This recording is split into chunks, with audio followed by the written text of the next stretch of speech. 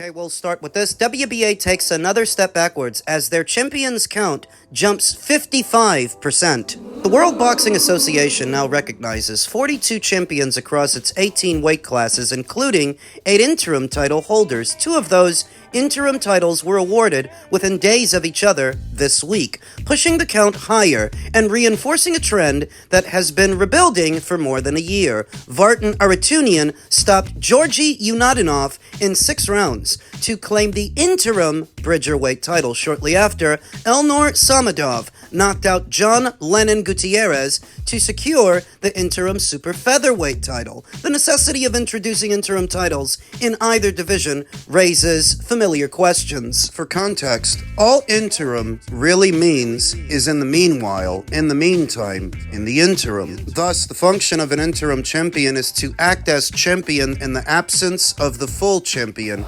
except the full champions aren't absent. They're fighting too, so what do you need with interim titles? The WBA has been here before. As WBN has reported on multiple occasions, in 2017, the organization reduced its recognized champions to 25, a move that was widely praised as a genuine effort to restore clarity. But by 2021, the total had climbed to 55 titleists, prompting another reform phase that cut the number to 27 and removed interim and gold titles from their official listings. For a period, the structure appeared stabilized. The numbers since then tell a different story. The count rose to 34 in 2024. It increased to 36 by mid-2025. It reached 38 later that year, and it now stands at 42, a 55% increase over 4 years. That progression reflects steady expansion rather than isolated fluctuation. Interim belts were abolished during the 2021 reform. They are now firmly back in rotation with 8 currently recognized. Each interim designation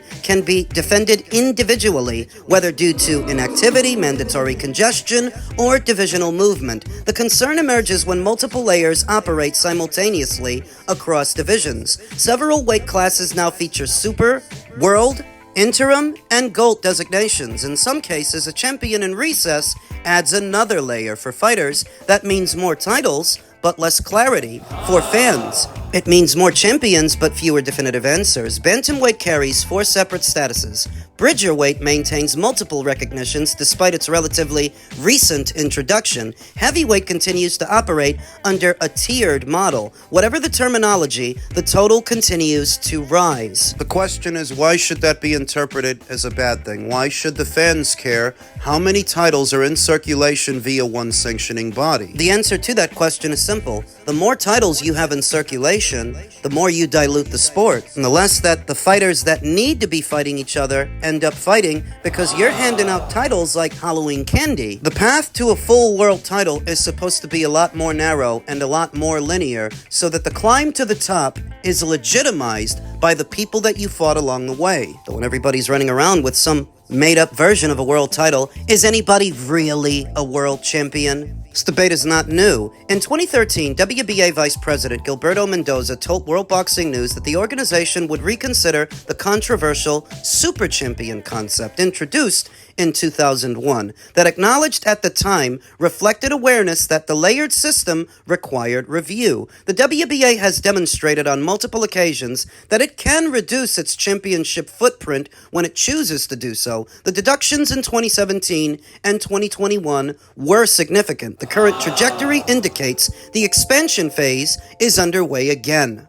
At 42 recognized champions and 8 interim title holders, the WBA is not yet at the 55 titleist peak that triggered reform in 2021. However, the direction of travel mirrors the early stages of that previous climb. If the trajectory continues, the WBA risks returning to the same credibility crossroads that forced reform in 2021. For now, the number stands at a brain-scrambling 42, and the climb shows no signs of slowing down. The WBA doesn't care about their credibility among boxing fans and the boxing community at large.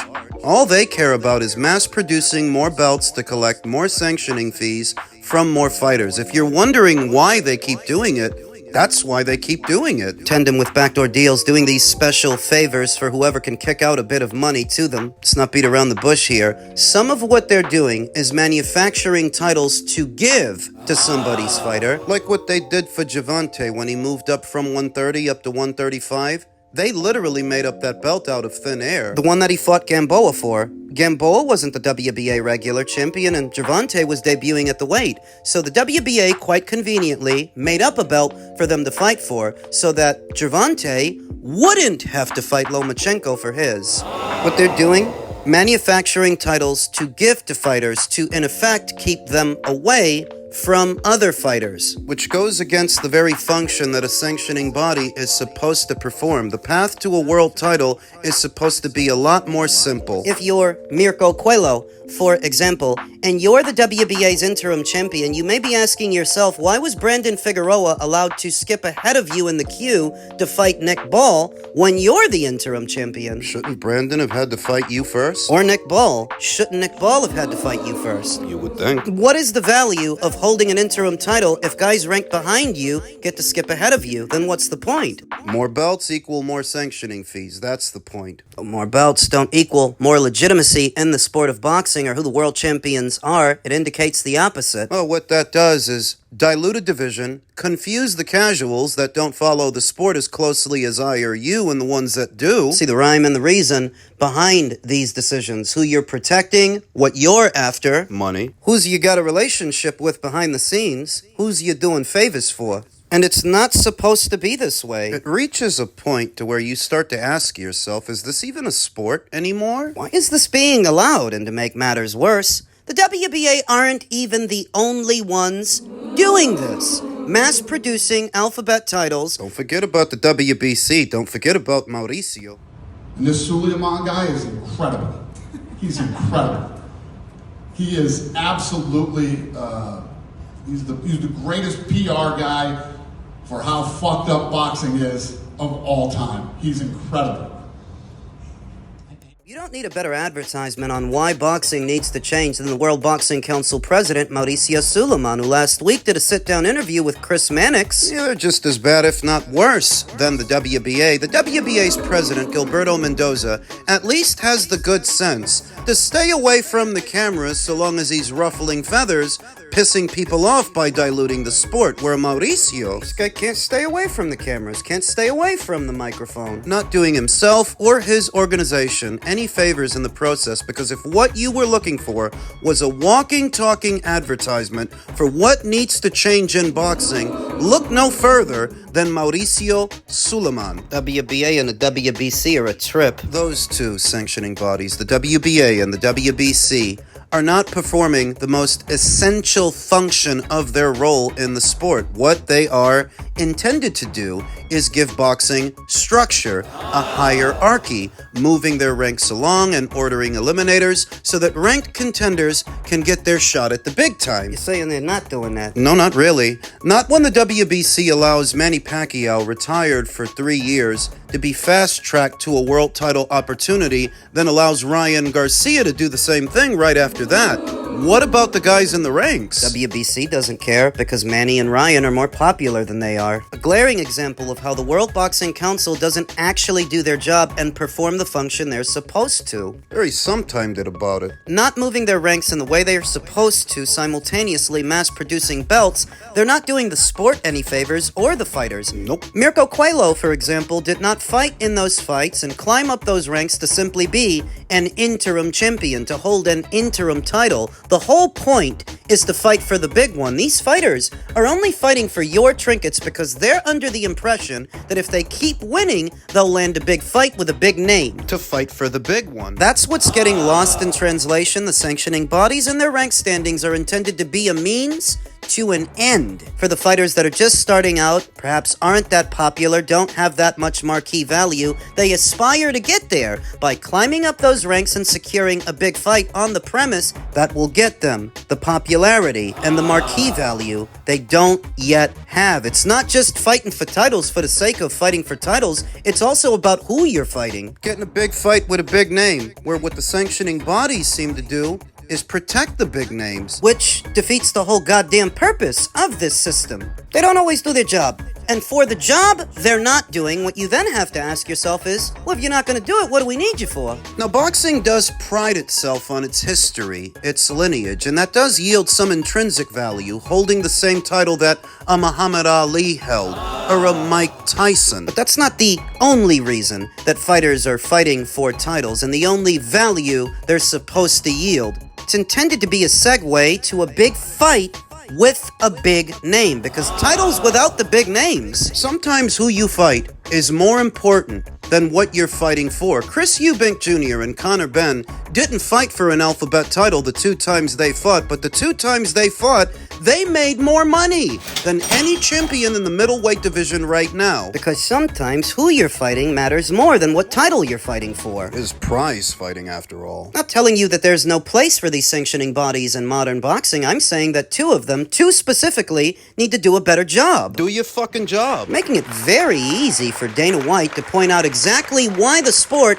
needs Zuffa boxing and this alternative approach. You're making it very easy for Dana to point out what's been going on and what's wrong. Easy peasy. Lemon squeezy. I don't know what's running through Mauricio Sulaiman's mind when he makes these various appearances on various podcasts, because he's not doing himself or his organization any favors. He might think that he's trying to make them look good when in all actuality, he's just making himself look bad. Look worse. That old saying from Mark Twain, better to be thought of as a fool and remain silent than open your mouth and remove all doubts. See how Mauricio likes to hand out word sandwiches when he's asked direct questions about the WBC's inconsistencies. Buddy, you would have been better off saying nothing at all than saying that bullshit. Just making it more obvious why boxing needs reform. More oversight, more governance, because left to your own devices, you're going to run it into the ground. Mauricio's just making it more obvious why he's vehemently against the Muhammad Ali Revival Act. The part where they only let you have 1 title in circulation per weight class? He doesn't mention that part specifically, not himself, but that's what he's up in arms about. That's why he's doing PSAs and open letters to boxing, when if you're doing everything you're supposed to, why should you be upset? Why should you be worried about the Muhammad Ali Revival Act? Why should you be worried about Zuffa boxing? Dana White. Oh, Dana had a whole lot to say about a whole lot of people post-fight after Zuffa 3 yesterday. What has been the biggest pushback that you have gotten from the traditional boxing establishments? What's been the biggest pushback? There hasn't been any pushback. Okay. This is like beating up babies. I feel like I came in and I'm beating up babies. I expected more. I expected some pushback. I expected some, I don't know, them to be more game. They're all way out of their league. Like, absolutely, positively out of their league. I'm actually a little shocked. When Zuffa Boxing decided to launch and Dana White entered into the boxing space matters a great deal, because timing is everything, and he would have came into the space at a very, very opportune time. If you've been with this channel long enough, you will have heard me say this on several occasions. Timing is everything. Timing is key. Timing all by itself has great influence over the effectiveness of a plan and what the intentions behind that plan are. But if you're coming into the space now, well, it's not for no reason. It's because 3 of the 4 major outfits in the sport are between broadcasters right now. They're in a weakened state. They don't have the strength to push you back. A few years ago they might have, circa 2018 and 2019, when PBC was in bed with Fox and Showtime and Top Rank was in good standing with ESPN, it would have been a lot harder to get Zuffa Boxing off the ground. Even Golden Boy Promotions was doing better in those days because they still had Canelo. Everybody still had strong relationships with their broadcasters, plenty of fight dates for their fighters, whereas several years later, that's not the case. So that in 2026, if they can't push you back, that's why you picked a very, very opportune time to enter into the space. This was by design, ladies and gentlemen, and I see that now. Now, who's been working with virtually every major promotional outfit in the industry for the last 2 years? Turkey LLC. And who decided to partner up with Dana White to finally launch Zuffa Boxing? Because Dana's been trying to get into boxing for years, but he couldn't do it on his own. And he didn't. What generous benefactor decided to back his vision? Turkey LLC. Same Turkey LLC who spent the past 2 years working with every major promotional outfit in the industry and, in effect, would have learned their strengths, their weaknesses, Their modus operandi. Who is on stable ground and who isn't? When Turkey enters into the space 2 years ago, nobody had any inkling that he would be the one to open the door for Dana White to come in. No, we just thought that Turkey was a boxing fan like us with a lot of money, enough to make virtually any fight happen. But we didn't think that he was going to be the one to let Dana White in. So I don't think that it's a coincidence. After he's worked with virtually every major player in the industry, he's the one that opened the door. I think that's by design. I believe it was Julius Caesar, the Romans, who abided by the principle of divide and conquer. Well, in boxing, you don't need to divide them. Yeah, boxing was divided already before you got here, and it did not lend itself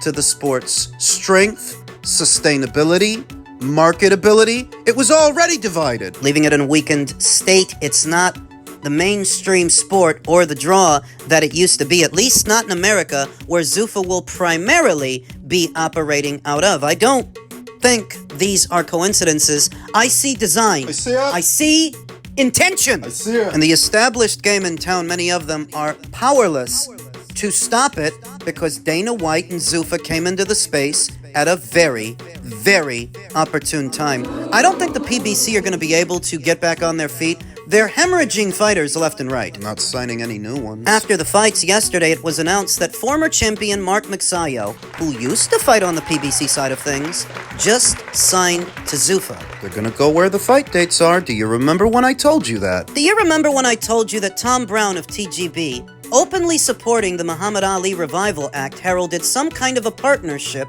with Zuffa? That it won't be long before he starts taking fighters over there, because they're gonna go wherever the fight dates are. Do you remember that? So when Dana White says that he expected more pushback, no he didn't. Not coming into the space when he came into the space. That was smart. Very smart.